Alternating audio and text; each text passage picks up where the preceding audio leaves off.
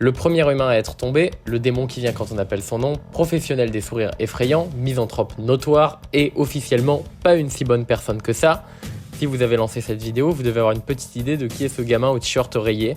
Sinon, je vous conseille vivement de partir et de jouer à Undertale, ou faites ce que vous voulez. La relation de Kara avec Azriel est le socle sur lequel tient tout le reste d'Undertale, aussi bien dans les thèmes que dans les événements. C'est là que tout commence. Et ça fait très longtemps que Kara me fascine. Aujourd'hui, j'ai une plutôt bonne idée de pourquoi, mais ça n'a pas toujours été le cas. Et je ne pense pas être le seul. Kara est un personnage populaire, mais on ne comprend pas toujours pourquoi on l'aime, et cet aspect illisible et occulte fait partie de son attrait. Ça n'a jamais empêché les gens d'essayer de comprendre, mais les éléments de lore à son sujet sont assez éparpillés et vagues pour que toutes sortes de visions du personnage aient pu naître. Des éléments qui incluent ses dialogues de fin génocide, l'explication du plan d'Azriel et Kara à New Home et dans le True Lab, le dialogue final d'Azriel dans la première salle du jeu, les éléments de narration à New Home en génocide et 2-3 détails genre ça, ou encore ça. Et on va pas se mentir, à partir du moment où on comprend que le nom donné par le joueur ne désigne pas Frisk mais Kara, tout dialogue avec Flowey où il nous désigne par ce nom devient suspect de cacher quelque chose. Ces éléments que j'ai cités sont la base du travail qui va nous occuper aujourd'hui, mi-rétrospective, mi-analyse, car j'aimerais revenir sur différentes conceptions de Kara qui ont marqué la communauté, traiter leurs défauts et vous présenter ce qui me semble être la lecture définitive de qui est Kara et ce qu'elle représente. Lecture pas mal influencée par la théorie de l'oubli de Wendy Doodles, dont je ne cesse de faire l'éloge et que vous pouvez retrouver en description. Elle met le doigt sur des points qui me tracassaient et que je trouvais centraux à Kara pendant des années, sans savoir comment les articuler, et donc j'espère que je lui rendrai honneur comme il se doit quand on y arrivera. Ah d'ailleurs, tant que j'y suis, j'ai souvent vu des gens déclarer qu'on pouvait désigner Frisk ou Kara comme on le voulait parce que c'était notre avatar, et donc que leur genre correspondrait à celui du joueur. C'est pas forcément mal intentionné, et je suis tombé dans le panneau par le passé, le truc c'est que c'est complètement faux. Kara est toujours désignée par des pronoms neutres, donc ne vous étonnez pas si je fais de même. Si l'on mentionne parfois un commentaire de Toby Fox qui dirait que ça dépend du joueur, ce commentaire n'existe tout simplement pas. Il y a en revanche un extrait où Toby Fox corrige quelqu'un de fangamer pour que Chris, un autre avatar, soit désigné correctement avec des pronoms neutres. Quand Undertale est sorti, les joueurs sont allés à l'essentiel. Il y a un enfant malicieux, on nous sous-entend que c'est quelqu'un de pas très sympa, et voilà que celui-là nous fait carrément un jumpscare en fin génocide, après être devenu très présent dans la narration de cette route. Le tout en paraissant menaçant et en parlant de façon austère. Alors forcément, ils ont pensé que Kara était le méchant. Une idée prédominante était celle de la possession de Frisk par Kara. Dans la route génocide, Frisk se ferait dominer de l'intérieur par l'esprit du premier enfant, Kara, qui pousserait à tuer. On tait le rôle du joueur et on se contente d'une explication simple. C'est comme ça, Kara a envie de tuer et reprend le dessus dans cette route. Mais en fait, c'était pas si stupide dans la mesure où la fin pacifiste nous dit que Kara voulait déployer le pouvoir de sa forme combinée avec Azriel sur un village d'humains entier. Donc c'est peut-être comme ça, Yel est né pour tuer.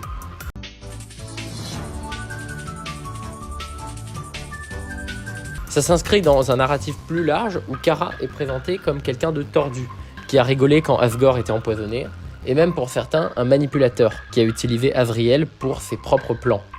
Kara étant sous-entendu comme ayant une nature sombre et dérangée, son implication soudainement plus grande dans la route génocide a engendré l'idée qu'elle y prendrait un rôle plus actif, et ça ne sortait pas de nulle part, puisqu'elle reconnaît avoir éradiqué l'ennemi avec nous.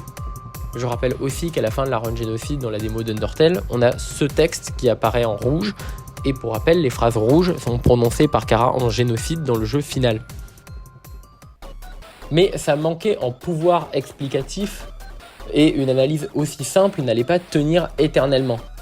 Si Kara est aussi mauvais, pourquoi Yel n'a tué personne à son époque? Pourtant entouré de boss monsters dont Yel pouvait prendre l'âme, Kara a opté pour la voie du sacrifice. Sans parler du fait que Kara est présent dans toutes les runs, comme c'est le cas dans l'écran de Game Over, mais pas que. Progressivement, une vision plus neutre de Kara a émergé. D'un Kara un peu mesquin, mais qui au fond n'est pas le responsable, car c'est le joueur qui est le vrai responsable de la run génocide, à un Kara neutre qui n'a fait que suivre, être corrompu, quasiment une inversion de paradigme par rapport à l'interprétation précédente. Kara n'est plus le corrupteur, mais celui qui se fait corrompre.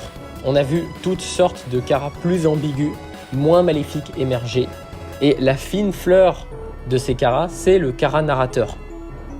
Tous ceux qui ont baigné dans les théories Undertale l'ont croisé à un moment ou à un autre. C'est une théorie gigantesque qui a été supprimée, mais des efforts pour l'archiver ont été faits si bien par la défense que par la contradiction.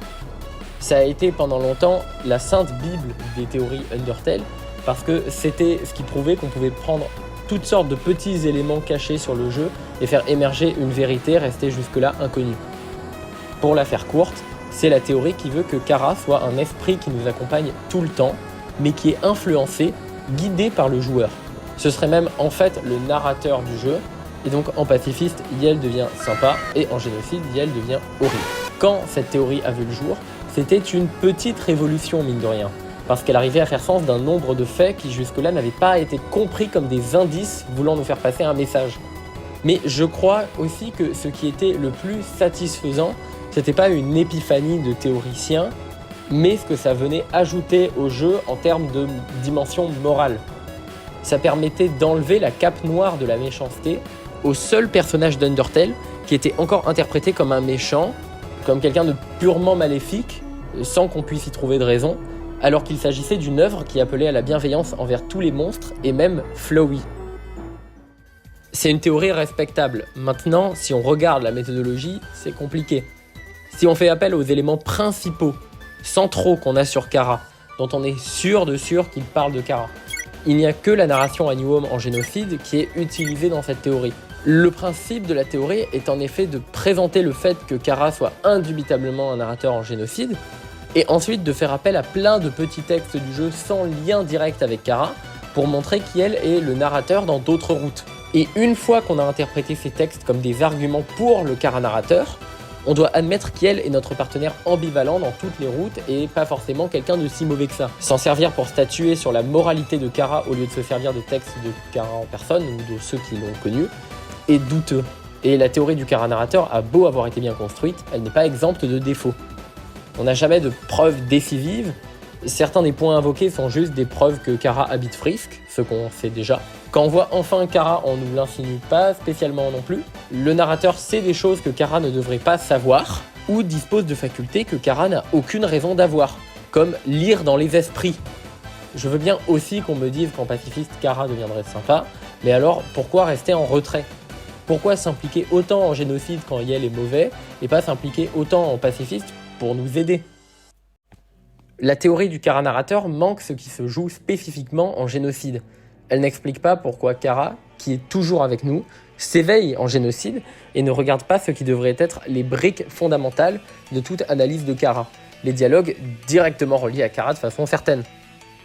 À l'évidence, ce qui a manqué, c'était une analyse du méta-narratif d'Undertale, une analyse qui avait été bien faite pour Flowey, très bien compris comme un miroir du joueur, mais pas aussi bien faite pour Kara. Peut-être fallait-il prêter plus attention au moment où Kara dit directement être ce sentiment quand les nombres augmentent, après avoir listé chaque stat du jeu.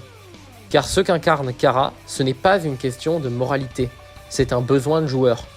Un besoin de tout augmenter jusqu'au maximum. Ce qui importe pour Kara et le rallye à nous, ce n'est pas le mal ou le meurtre en tant que tel, c'est le fait de voir et finir tout ce qu'une zone a à offrir, de vaincre chaque monstre du jeu jusqu'au dernier, jusqu'à ce qu'il n'y ait plus rien. Prenant dans beaucoup de cas notre nom, ayant pour vrai nom une partie du mot personnage, désigné comme véritable personnage dans les fichiers du jeu, Yel est fait pour être notre personnage et représente un sentiment qui vit en nous, qui peut être invoqué encore et encore d'un jeu à un autre et qui nous suit dans le jeu auquel on joue après Undertale. Rappelez-vous que la route génocide n'est pas déclenchée simplement par le meurtre, mais par le fait de grind jusqu'à tuer tous les monstres disponibles dans une zone. Comme Flowey qui a tout vu, Kara nous aide à atteindre la limite et consommer tout Undertale, jusqu'à ce qu'à la fin, le monde soit littéralement consumé et qu'il n'y ait plus rien. Yel dit que nous ne sommes pas celui qui avons le contrôle, parce qu'en faisant une route génocide, nous avons déjà cédé à Kara. Nous avons déjà cédé à ce désir de complétionniste. Et finalement, on peut recréer le monde en donnant notre âme, symbole du fait qu'on a succombé à ce sentiment et qu'on lui appartient. Et maintenant, plus rien ne sera comme avant, car on a déjà vu tout ce qu'Undertale a à offrir. On ne peut pas détruire nos souvenirs, redécouvrir une deuxième fois, et on doit accepter que ce jeu est fini. Il y a très longtemps, j'ai connu quelqu'un qui remplissait toujours son verre de telle sorte que le liquide arrivait juste au-dessus du bord. C'était la façon la plus optimale de le remplir, Yel disait, peu importe à quel point Yel avait soif. Pour citer Wandy Doodles, son but est d'augmenter les stats, atteindre l'absolu de ce qu'un monde peut offrir. Bien que son rôle dans ce monde avant votre arrivée n'a pas nécessairement à s'accorder avec celui qu'Yel a quand vous commencez à jouer, on pourrait voir des références à sa vraie nature même dans son passé en tant qu'humain étant tombé si on le veut, si on garde en tête qu'elles sont fortement soumises à interprétation. Comme le fait de remplir le verre à sa limite, ou de vouloir utiliser le pouvoir qu'Yel avait dans le corps d'Azriel pour tuer tous les humains dans le village, et peut-être obtenir plus d'âme et plus de pouvoir. Démon endossant le rôle d'un humain dans ce jeu, ou bien humain s'étant rendu compte de sa nature profonde, il se peut qu'Yel ait été plus complet avant notre arrivée, puisqu'Asgore dit qu'il y avait de l'espoir dans ses yeux. Mais comme Flowey qui se perd après sa mort, une fois devenu un être sans âme et mené par le joueur de la roue de génocide, Kara réalise le but de sa réincarnation, le pouvoir. Et au moins à partir de là, dépouillé de toute humanité, on peut être sûr de ce qu'elle incarne, une tendance du joueur. Si ça a toujours été là au fond, ou si c'est au contraire les signes précurseurs qu'on voit comme des références à cet aspect du personnage qui l'ont convaincu qu'elle y était réductible, fait seulement pour le pouvoir, on ne peut le savoir. Mais quoi qu'il en soit, ce personnage représente quelque chose qui existe avant et hors du jeu, qui est invoqué par notre présence. Quelque chose de plus grand. C'est sympa que vous aimiez vraiment ce personnage, mais je ne veux pas vraiment en vendre du merch. Parce que ce serait comme banaliser ce qu'elle représente dans le jeu et le message qu'elle porte. C'est quelque chose qui ne peut être acheté dans une boutique. Étant cette figure de l'accroissement froid de la puissance et des statistiques, de la jouissance optimale de tout ce que contient un jeu, Kara ne comprend pas notre attachement à Undertale, qui est proprement irrationnel et qui elle décrit comme une sentimentalité perverse. Car le joueur qui veut rejouer à Undertale après avoir tout vu, ou refaire une génocide, a déjà vu ce qu'il y avait dedans. Il ne lui reste plus rien à découvrir et à compléter. Yel ne comprend pas l'amour obscène, l'obsession pour le jeu, ce qui permet de créer un parallèle de plus entre nous et Flowey. Car Flowey est défini encore et encore par le fait de ne pas pouvoir tourner la page. Il ne veut pas lâcher son meilleur ami. Depuis que j'ai découvert cette phrase de Toriel sur le verre dans les textes de l'application Undertale annulée, ouais, longue histoire pour ceux qui ne savent pas que ça existe, je ne peux plus m'en lasser parce que je trouve que c'est une métaphore géniale du complétionnisme. On comprend dedans l'idée qu'il y aurait une façon optimale de jouer à un jeu. Il y a un contenu et il faut aller au bout, toucher du doigt le maximum, la limite de ce contenu, peu importe à quel point on a soif. En dépit du fait qu'il y a une fin quelque part, ou un moment où normalement on devrait se dire « c'est le bon moment pour que je m'arrête ». Ça s'inscrit directement dans le thème de la roue de génocide, le désir de faire quelque chose juste pour savoir ce qui va se passer, la capacité à faire des choses immorales par curiosité, parce qu'on veut voir ce qui va se passer et parce qu'on veut avoir tout fait. J'aime bien raconter cette anecdote en ce moment. Quand j'étais plus jeune, je jouais à New Super Mario Bros 2. Le jeu dont le slogan était « Collecter 1 million de pièces d'or ». Et j'ai regardé le compteur après 1 million, ça ne me suffisait pas, donc j'ai grind comme un malade pour obtenir 9 999 999 pièces. C'est proprement fou, mais c'est ça, Kara. L'envie et le plaisir coupable d'augmenter les chiffres, d'être allé jusqu'au bout et d'avoir tout vu, d'atteindre l'extrême. Ça ne comprend pas ce goût à la fois malsain et grandiose du joueur d'Undertale, qui continue de jouer par attachement, par amour, parce qu'un jeu n'est pas que des nombres, c'est aussi de la poésie, des expériences, des émotions. Mais tout ça, Yel est proprement incapable de le comprendre.